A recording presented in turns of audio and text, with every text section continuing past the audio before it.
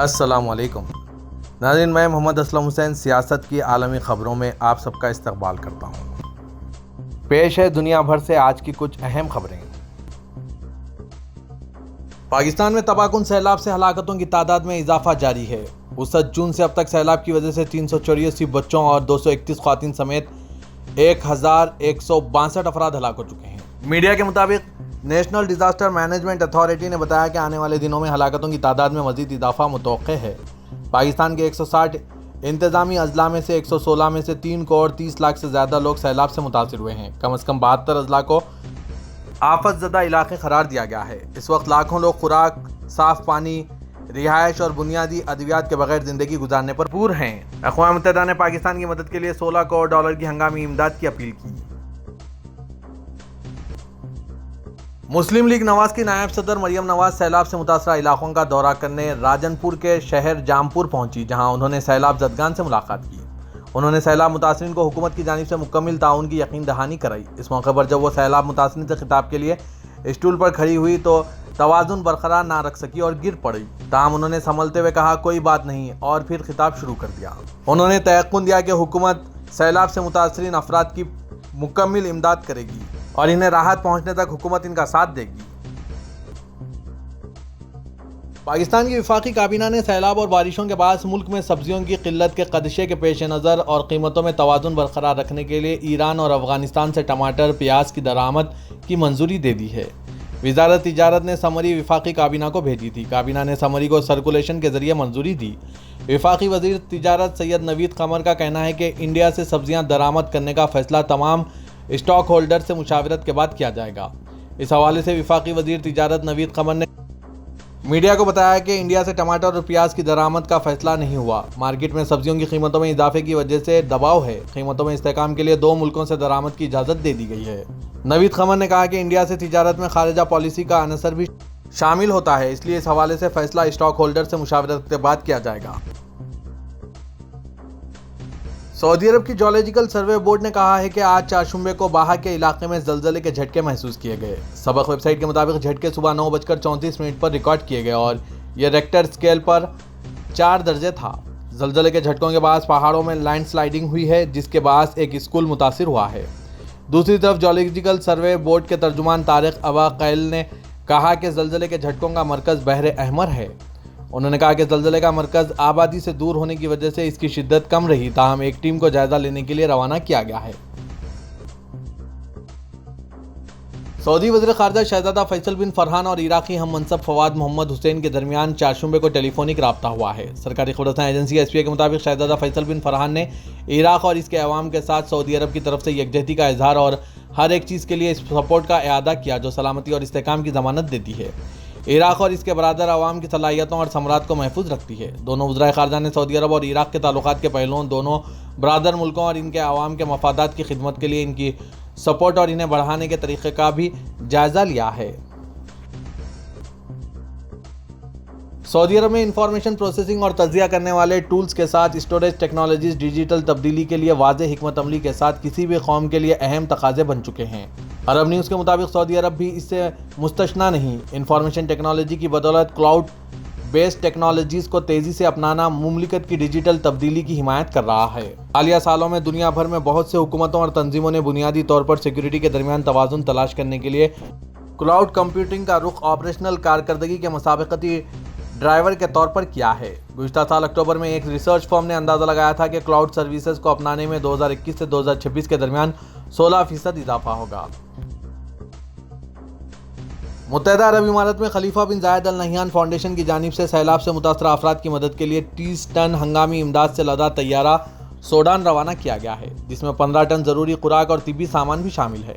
سیلاب سے سوڈان کی 6 ریاستیں دریائے نیل، الجزیرہ، ویسٹ کروفان، جنوبی کسلا متاثر ہوئے ہیں۔ سوڈان کے نامزد وزیر صحت حشیم محمد ابراہیم اور سماجی ترقی کے نامزد وزیر احمد آدم نے خرطوم میں متحدہ عرب امارات کے سفارت خانے کے اراکین کے ساتھ امدادی سامان کے ساتھ آنے والے متحدہ عرب امارات کے وفد کا استقبال کیا۔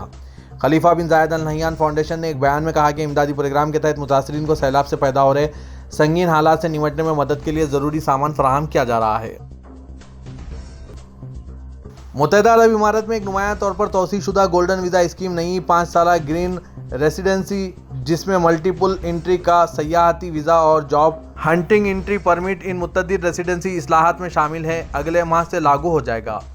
یہ نئے ویزے اور انٹری پرمٹ متحدہ عرب امارات میں اپنائی گئی سب سے بڑی انٹری اور ریسیڈنسی اصلاحات کا حصہ ہے۔ نئے نظام سے متحدہ عرب امارات میں مقیم اور کام کرنے والے تارکین وطن کے ساتھ ساتھ زائرین کو کافی فائدہ پہنچے گا۔ موساد کے سابق سربراہ یوسی کوہن نے گزشتہ روز سوئٹزرلینڈ کے شہر باسل میں عالمی صہیونی تنظیم کے ایک پروگرام میں کہا کہ موساد نے ایران کے جوہری پروگرام کے خلاف بڑی تعداد میں کارروائیاں شروع کی ہے، جن میں کچھ ایرانی سرزمین کے اندر بھی شامل ہیں۔ انہوں نے انٹرنیشنل ایٹامک انرجی ایجنسی استعمال کرتے ہوئے کہا کہ ایرانی حکومت پوری دنیا سے جھوٹ بول رہی ہے اور ہم نے یہ ثابت کر دیا جب ہم ایرانی آرکیوز سے ہزاروں دستاویزات لائے ہیں، ایسی دستاویزات جو ثابت کرتی ہے کہ ایرانیوں نے IAEA سے جھوٹ بولا۔ انہوں نے بین الاقوامی ایٹمی توانائی ایجنسی کا مخفف استعمال کرتے ہوئے کہا۔ امریکی صدر جو بائیڈن نے کہا ہے کہ میں امریکہ میں آتشی اسلحہ کی کھلے عام فروخت کی ممانعت کے لیے پرعزم ہوں۔ جو بائیڈن نے پینسلوانیا میں اپنے خطاب کے دوران کہا کہ ملک بھر میں جرائم میں کمی اور ان کی روک تھام کے لیے ہم نے مزید محفوظ امریکہ نامی ایک منصوبے پر غور شروع کر دیا ہے۔ امریکی صدر نے ملک میں جرائم میں اضافے پر تشویش ظاہر کرتے ہوئے بتایا کہ میں نے سال 1994 میں بطور سینیٹر آتشی اسلحہ کی کھلے عام فروخت پر ممانعت کا مسئلہ اٹھایا تھا۔ میں آج بھی اس فیصلے پر قائم ہوں۔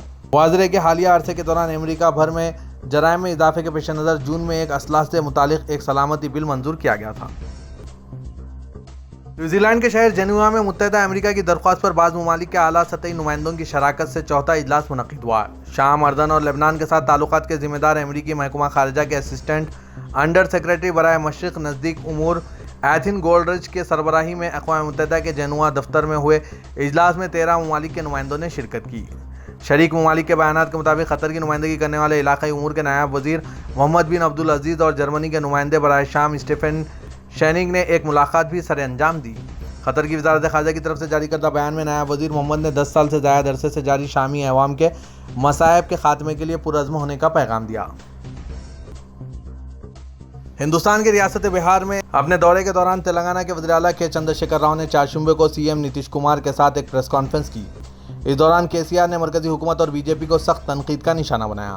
انہوں نے کہا کہ آج ہم جو چاہتے ہیں وہ BJP مکت بھارت ہے۔ KCR نے مزید کہا کہ لوگ آج تیسرا محاذ بنانے کی بات کر رہے ہیں۔ میں واضح کرنا چاہتا ہوں کہ ہم تیسرے محاذ کے بجائے مرکزی محاذ بنائیں گے۔ تمام اپوزیشن پارٹیاں اکٹھی ہوں گی اور BJP مکت بھارت کے نعرے کو مضبوط کرے گی۔